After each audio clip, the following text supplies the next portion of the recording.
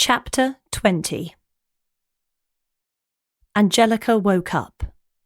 The darkness was all-consuming, taking away her ability to see where she was. There was nothing but unfamiliarity around her. Angelica rubbed her head, wondering how she had ended up where she was. Those first few seconds when she woke up always took Angelica by force, thrusting her into a mental place that undermined all of her confidence in life. These were when she was the most vulnerable.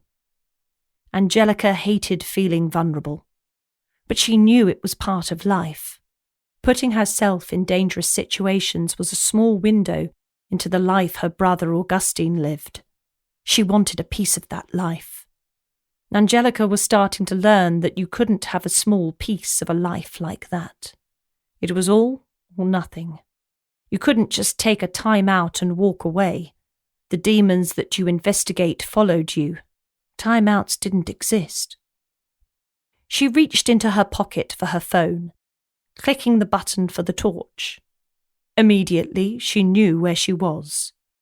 The new blackout curtains in the living room had turned it from a familiar place to an unfamiliar. Angelica's heart slowed to a pace more in keeping with her usual. She rubbed her eyes again, this time taking in all that was around her. The old curtains needed to be replaced. She had put it off for months before. The new ones made the room completely dark.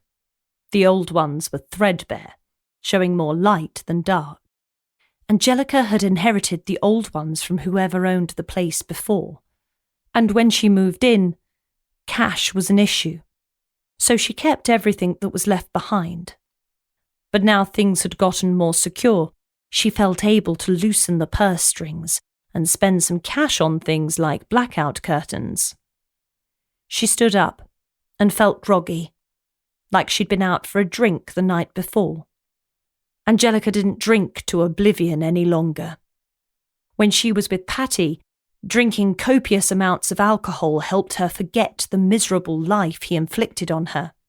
Since she'd walked out on the guy, Angelica only drank with friends and family, and only ever a few. She stumbled back to a sitting position and shook her head to clear it. Angelica used the furniture to guide herself to the kitchen, opened the window wide, and poured herself a drink of water from the fridge. The fresh, cold liquid made her feel like the grogginess would subside.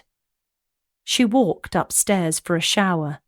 She had to get herself back in a good place. She was due to pick Tommy up before too long.